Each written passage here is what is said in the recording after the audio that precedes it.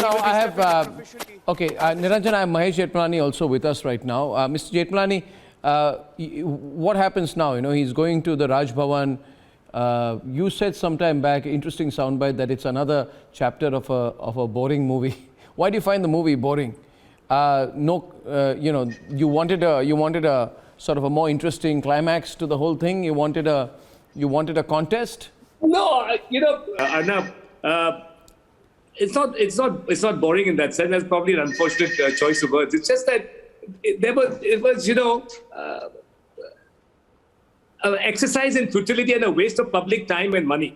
Because the law is so well settled on this area, which the entire litigation was being fought over, that it was a real waste of time. Frankly, I expected this outcome. I really expected this outcome, and it was a battle that I knew we would savor in the end, though it was long drawn out because there were 2 innings in court, and also what I meant was that it was unnecessary. Not boring, but it was unnecessary. Yeah, it was tongue in cheek. But you think that there's another battle now ahead, because you were in court today. You were with the Eknath Shinde group, and when they were arguing in court today, we saw you with Devendra Fadnavis yesterday, and you're very close to the scenes. So my question to you is there a serious claim that Mr. Shinde has on the Shiv Sena? Yes, of course. I mean, given the numbers, he certainly does. I mean, it's not going to be an easy takeover of the Shiv Sena party. There is going to be a battle before the election commission and so on and so forth. But, that's intra-Sena politics now, right? The first aspect everybody should be focusing on and concerned about, Arnab, is really the formation of the government, because that's a dire necessity. That's been hanging fire for a long time. And this was, as I said, a long, protracted and, an air of uncertainty hanging over the entire issue. So I think government formation should be the task of everybody. And then, the Sena battle for control over the symbol and the entire heritage of the party is a second issue. Do you think after Uddhav Thackeray has quit, that there will be a vote in that sense, or will there be a sort of, what do you think will happen now, tomorrow? Arnab, the floor test order today has now become redundant, because a floor test is to test the majority of the existing government, right? It comes under a cloud. The governor feels there's a need that it must establish its majority or cease to hold office, right? And so a floor test is held. That floor test was challenged by the other side in court, which they lost today. But the fact that Uddhav Thackeray has now resigned as CM makes that floor test completely redundant, because the floor test was to test his majority. By resigning, he has now waved the white flag and surrendered. He says, I know I don't have the numbers. Something really speaking, my big grievance with Uddhavji, who has been an old friend, is that he should have realized this, but he's been ill-advised. I think the tragedy of the entire episode, for me, is that Uddhav has been ill-advised right since his dalliance with the Aghadi government, right? Which is really the Congress and the NCP. I don't know what drove him to do it. I don't know who drove him to do it. But it was, for me, an egregious blunder on his part. No, will they test their numbers tomorrow? Will the floor test happen at all? I mean, it has to happen. It might be a one-way thing, but it has to happen. No. Now there's no floor test to test his strength.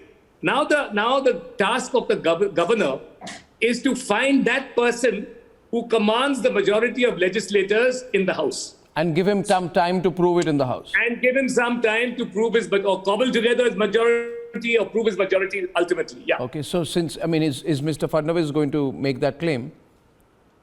I think so. I think he's the largest single party, along with, I think, some total strength is 113, I believe. So 8 or 9 independents in addition to the BJP legislative party itself. So, of course, he'll stake the first claim. And, of course, there will be some tie-up with Eknath Shinde's group. Okay, and what happens to the legal validity of the 39 in Eknath Shinde's group? Which party do they represent? I mean, what happens to the provisions of the anti-defection law? Do they have to merge with somebody else, with some other party? What is the legal provision there? Now, that's a good question, but it requires a little distinction, Arnab. There are two aspects to that.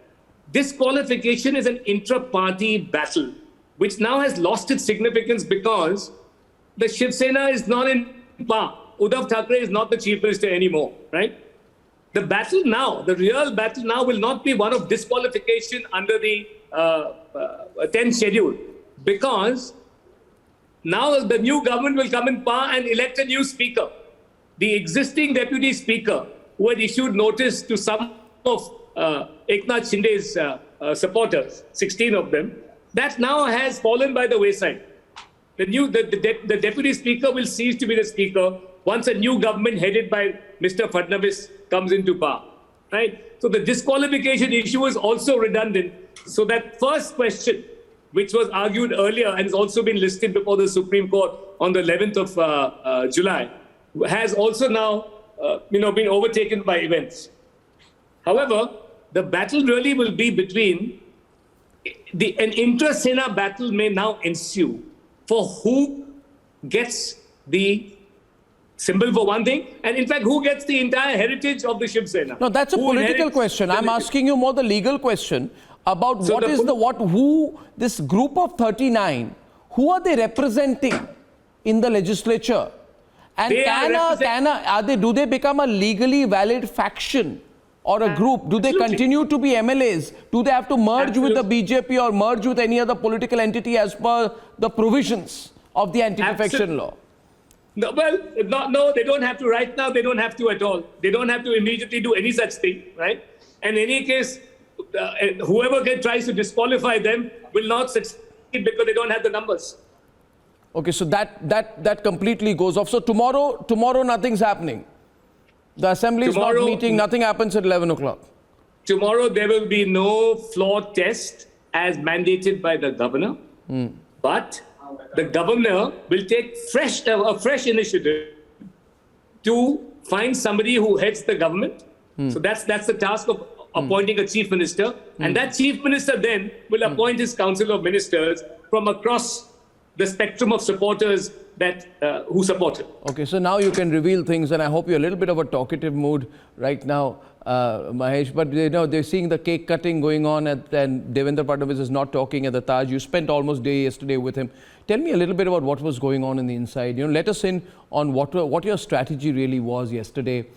We saw you land at the airport. You didn't say anything. Neither did he. What was the game plan? I mean, did you anticipate this resignation? What if this resignation had not happened? What had you played out in your mind? How would things pan out? In a sense, Arnab, it was foreshadowed by statements made by him earlier. I think he always said that he was not interested in a floor test, right? So the tactics seemed to be, and actually I think that recoiled on them.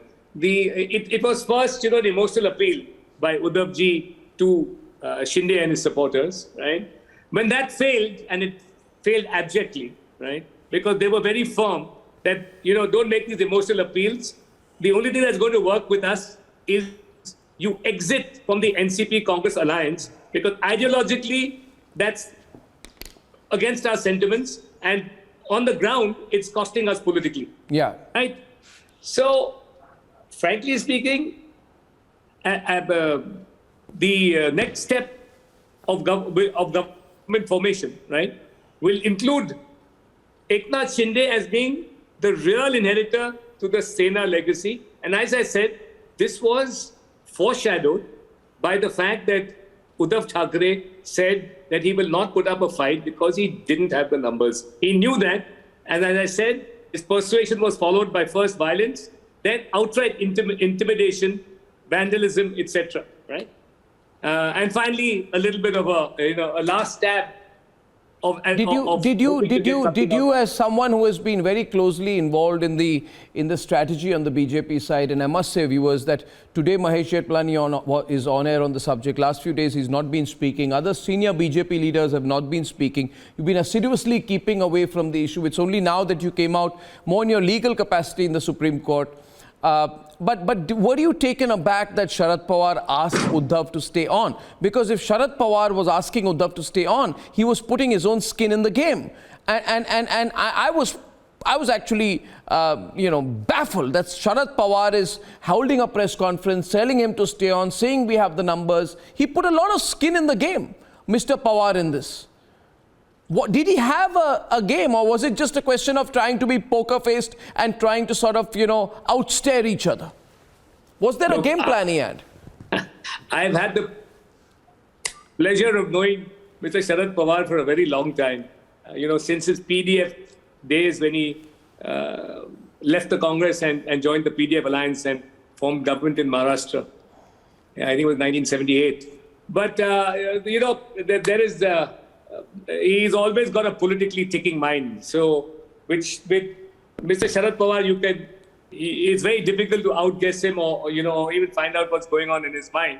But there is no doubt that he was instrumental in getting Uddhav Thackeray to, once the penny dropped post-elections, right, the numbers dropped and the BJP needed Sena support, right, 105 needed Sena support. I think that maybe even before the elections, right, if the numbers turn out this way, then we will form a government along with the Congress. So I think that was in embryo that had been decided before the elections, right? Once the numbers dropped the way they did, it became a probable reality. The first attempt, unfortunately, of Mr. Fadnavis forming a government, right, was I think a little hastily done, right? This was a patient exercise in taking over the government. Yeah, that's why it's lot of patience. I saw all of last week while Sanjay Raut made all those comments that corpses will come back, and Aditya Thackeray said this is the dirt, and these are the people who've been sold out like IPL players. While all of that happened, all of last week the BJP sort of allowed the Eknath Shinde camp to take the hit and was only planning for the whole things legally. Now, let me ask you, since you're both a politician and a lawyer, it must be really difficult for politicians to hold themselves back, get punched every day, get abused, get threatened every day, and only respond legally. Well, you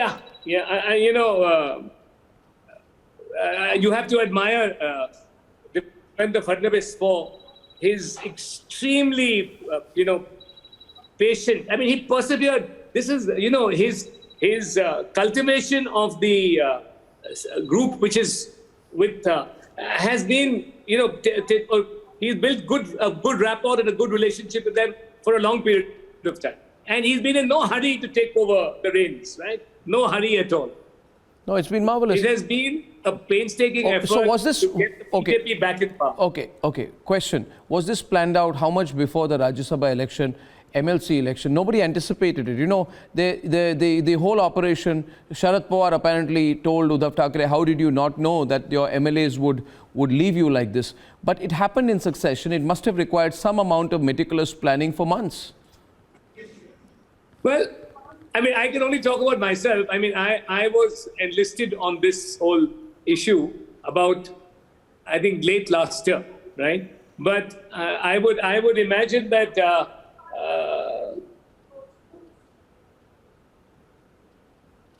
Devendraji has been sort of at this for a very, very long time. Well, you have to admire. Maybe 2 years. Maybe 2 years. Maybe admire the way in which he's done this, and he's also waited for the moral firmament behind this government to erode. After the Antila episode, it was clear the way he went hammer and tongs when that happened, February 2021, that he was patient for an incredibly long time. Now, I know it's been a long day and long evening for you. Last question, Mahesh Jethmalani. Appreciate your time this evening. Tell me, what do you think are the national implications of what is happening in Maharashtra? You're also a Rajya Sabha member of Parliament, part of many think tanks of the BJP. What are the national implications of what is happening? I'm not talking short-sightedly only about the presidential elections. I'm talking a little bit long-term. That analysis we've not had the opportunity to have today. Well, I mean, it shows that the BJP is an extremely well-oiled political machine. It doesn't move in haste, right? It bides its time. It concedes space when it's necessary. And I think that's the hallmark of an extremely politically astute party, right? It doesn't make wild statements like the likes of Sanjay Raut, right? It doesn't make offensive statements. When it does, its spokespersons are corrected. And I think the party is maturing and therefore going from strength to strength. It augurs very well for the party, right? And on the other hand, the opposition is adding more and more grist to the BJP's mill by its pathetic performance, its outlandish statements, its fly-by-night issues, its tendentious propaganda, its abuse of the Prime Minister, who is really one of the most respected leaders in the world today. And I say this very objectively, right? So, I think the BJP is on a very, very good path. Yeah. Yeah, without doubt. And viewers enjoying this today because very often they've seen Mahesh Jethmalani as a lawyer and now they are seeing him here as a politician and a lawyer. The next time we talk, we must talk about another subject which has really hit the headlines this week, which you fought a lot for, which was the Tista Setalwad affair, but that we'll keep for another night. Long day for you, Mahesh Jethmalani. Pleasure talking to you tonight. Thank you. Thank you, Arnab. All's well that ends well. Thank you. Yes, thank you. Thank you, of course. And ladies and gentlemen, we extended this show to hear Mahesh Jethmalani, and I shall hand it over after the break to my colleagues. Latest I have is that Uddhav Thackeray, along with his MLAs, has gone to Raj Bhavan to resign formally. And perhaps the vote, the numbers floor test will not happen tomorrow because it becomes infructuous. So we have, viewers, a change of guard, a complete and total change of guard in Maharashtra. I shall see you tomorrow. Once again, good night.